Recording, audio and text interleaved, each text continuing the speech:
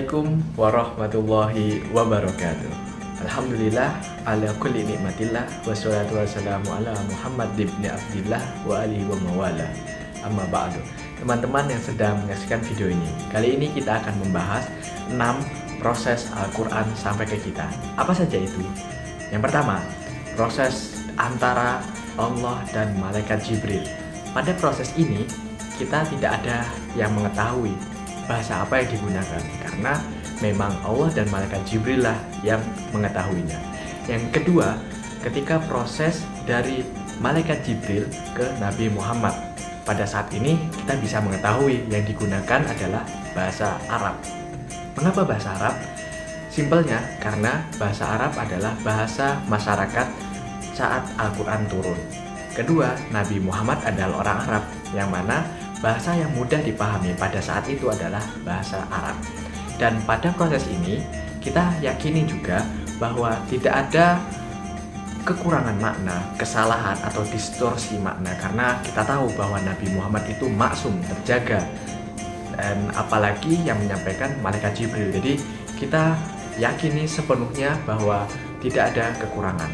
Proses yang ketiga adalah ketika dari Nabi Muhammad ke sahabat. Nah, pada proses ini ada penafsiran, keterangan, dan juga penerapan ayat.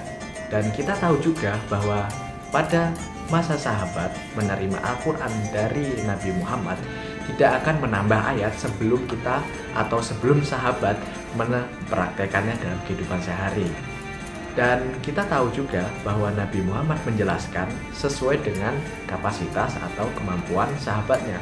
Bisa jadi pada saat sahabat si A penjelasannya begini, penjelasan B seperti ini. Walaupun itu Al-Quran, ya tentu saja menimbulkan beberapa pemahaman atau resepsi dari sahabat yang menerima penjelasan Nabi. Yang keempat adalah proses di mana Nabi telah wafat, yang mana pada proses ini adalah pengumpulan lembar-lembar Al-Quran. Kita ketahui bahwa pada saat Nabi Muhammad mengajarkan Al-Quran, tidak ada proses penulisan, walaupun ada sebagian sahabat yang menuliskannya, entah itu di kulit, di daun, atau dimanapun, atau di tulang. Dan pada proses ini kita tidak mengetahui apakah sudah ada Al-Quran yang terkumpul atau belum. Jadi pada masa keempat atau proses keempat ini, sahabat pada masa Khulafaur Rasyidin, lembar-lembar Al-Quran itu dikumpulkan dan dijadikan satu.